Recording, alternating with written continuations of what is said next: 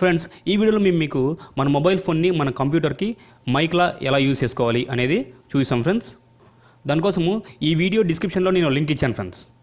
ఇది ఆ లింక్ మీద క్లిక్ ఇవ్వగానే ఈ పేజ్ ఇలా ఓపెన్ అవుతుంది ఫ్రెండ్స్. మీకు కిందకి రాగానే ఇక్కడ చూడండి ఫ్రెండ్స్, ఇక్కడ మీకు ఆప్షన్స్ చూపిస్తుంది ఫ్రెండ్స్. మీరు విండోస్ వాడుతున్నారా, మ్యాక్ వాడుతున్నారా, ఓబెంటూ వాడుతున్నారా, ఇలా ఆప్షన్స్ చూపిస్తుంది ఫ్రెండ్స్.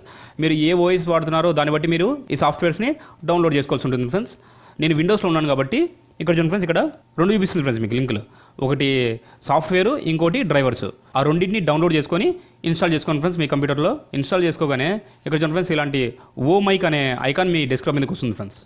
దాన్ని ఓపెన్ చేయండి. ఓపెన్ చేయగానే ఇలా చిన్న విండో ఒకటి వస్తుంది. తర్వాత మీ మొబైల్లో ప్లే స్టోర్కి వెళ్ళారంటే ప్లే స్టోర్లో మీకు ఇలాంటి అప్లికేషన్ ఒకటి దొరుకుతుంది ఫ్రెండ్స్, ఓ మైక్. దాన్ని డౌన్లోడ్ చేసుకొని ఇన్స్టాల్ చేసుకున్న తర్వాత ఓపెన్ చేయండి ఫ్రెండ్స్.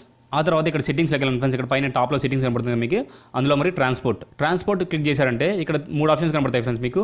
Bluetooth, USB, wifi. మీరు దేన్ని యూస్ చేసి మీ కంప్యూటర్తో కనెక్ట్ అవ్వాలనుకుంటున్నారో దాన్ని సెలెక్ట్ చేసుకోండి ఫ్రెండ్స్.